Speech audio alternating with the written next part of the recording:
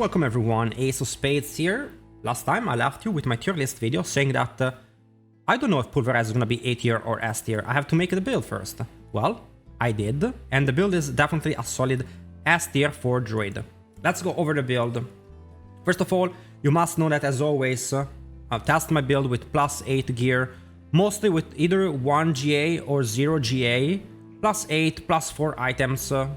Just something reasonable that you guys can also achieve. And also I make the version available with Ubers and without Ubers on my build planner. For Ubers, both Harlequin Crest and Ring of the Starry Skies are equally strong. Both of them serve the function of actually saving you skill points. So let's go and take a look actually before we dive into the gear on the abilities. So you can see that you're saving a lot of points. So thanks to my Shaco, I'm saving 2 points, and thanks to my Ring of the Starry Sky, I'm actually saving 3 points, 2 or 3 points from Ancestral Fortitude. This is very important, as those points can be invested in more damage in Clarity, for example, or you can invest them in more healing, more damage Quick Shift, more damage in Crushing Earth. You're gonna have to start to take out those points, or even defense, if you do not have those Uber Uniques. So they're extremely powerful. I would suggest you craft Shaco first. For talents, it's pretty simple. We take Maul, but we don't use Maul. We're gonna be taking Wild Impulses, Pulverize with the Raging one. Everything standard. Interesting, we take Blood Owl with Resource, because attack speed is really not important in this build. A little bit of extra resource is not bad. The reason we play with Blood Owl is because we need to keep up Quick Shift. We do that by once in a while using our pet skills.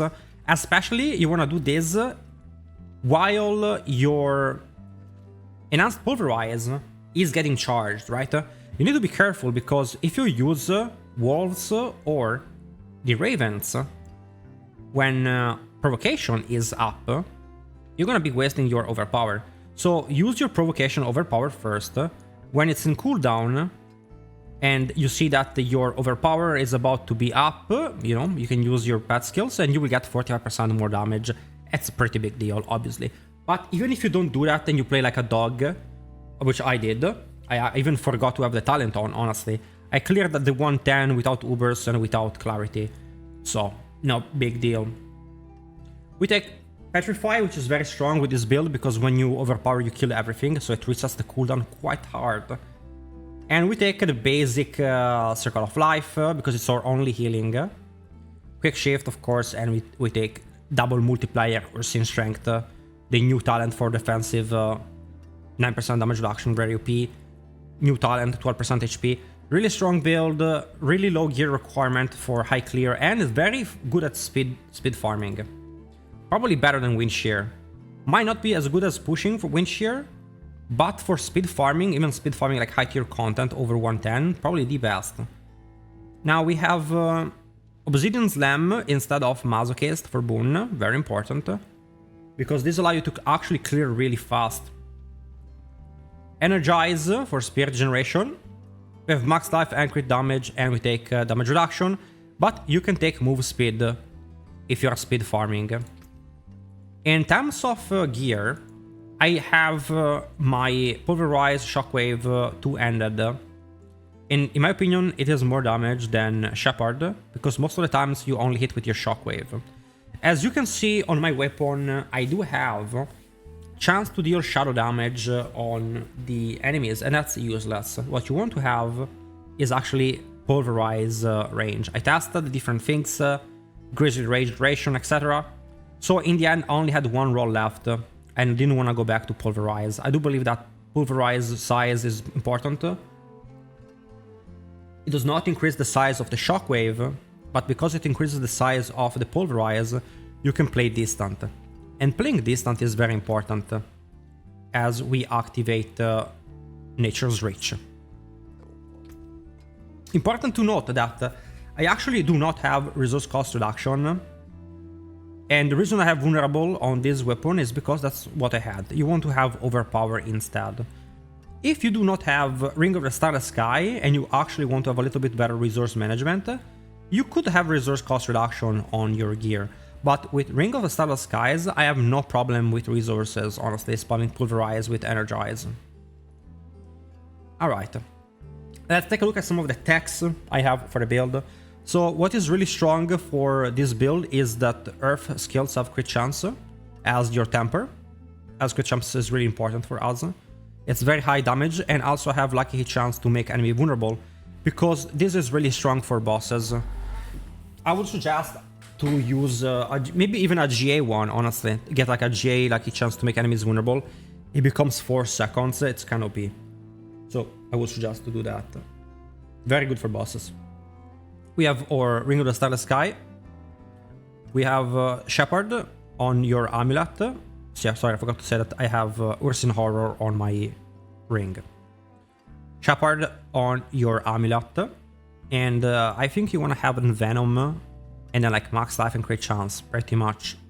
You can go for willpower percentage and you can go for like willpower instead of max life on your rings. You can go for like willpower instead of max life on a lot of gear if you want to go super glass cannon.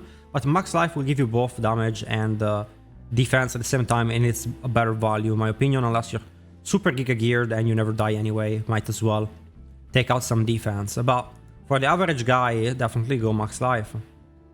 My boots are, I didn't want to get another pair of boots. Get one just that has spirit per second GA on it.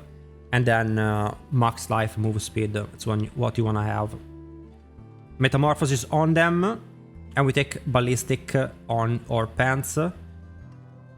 And armor is not super important because you see I do not have total armor percentage on my tempering because I have the Insatiable Fury chest, which has a good roll of overpower and gives you ranks to wear skills, obviously. If you have 1 GA, get damage reduction fortified, it's pretty sweet. Pulverize ranks on the gloves, crit chance, max life. We do not build attack speed because our pulverizes are timed. We do not run with the Banished Lord Talisman.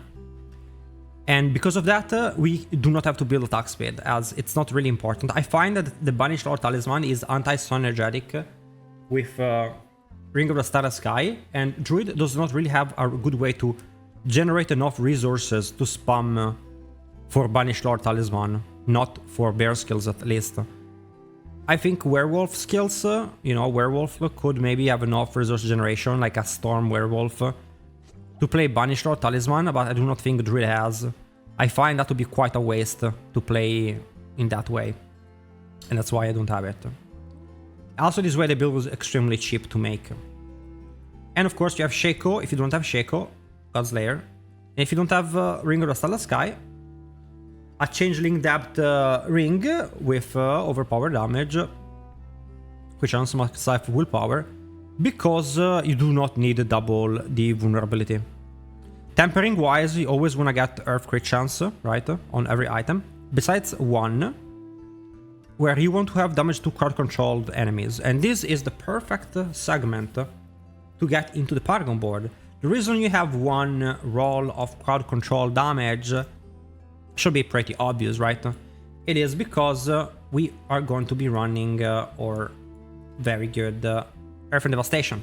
Also, I will just show you, we are running Constricting Tendrils, which is allows you to play with Changeling Depth and allows you to have poison on the enemies. You are wondering, how do I get poison? That is how. The build has quite a bit of lucky hit chance, because Pulverize has high lucky hit chance, plus I am also running on my last board Tectonic. So let's go through the boards quickly. First board is gonna be Spirit. Then we have an Earth and Sky or Fangs and Claw on Heightened Malice.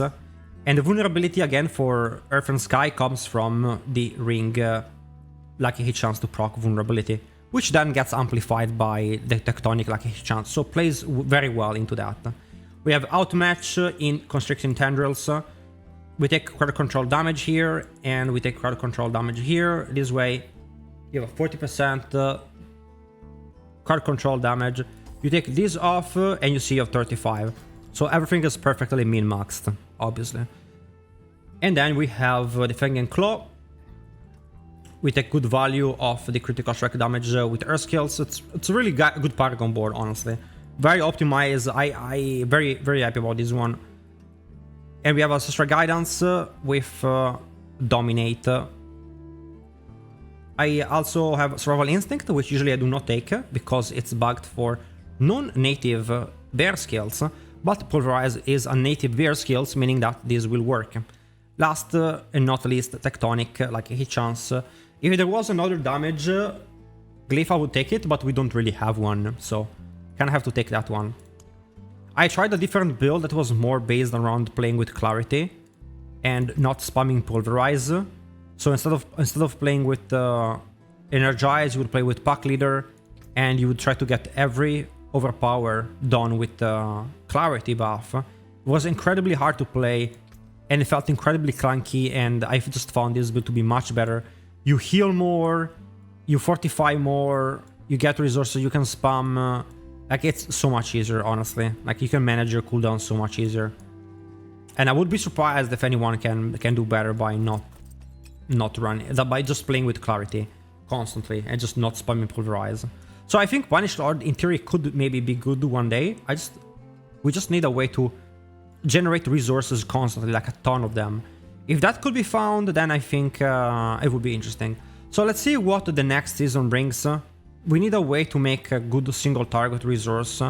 So like a lot of like spirit per second and that type of stuff, which Druid does not have, would be needed to use Banished Lord Talisman. Unfortunately, because of Barbarian, it got nerfed into the ground. So for now, it's not worth to use, in my opinion. Very excited, if you can tell from my voice. It was a really fun build. I enjoyed it. It's a good build. And thank you for watching. I will see you guys again soon. Let me know what you think about the build. And love you all. See ya.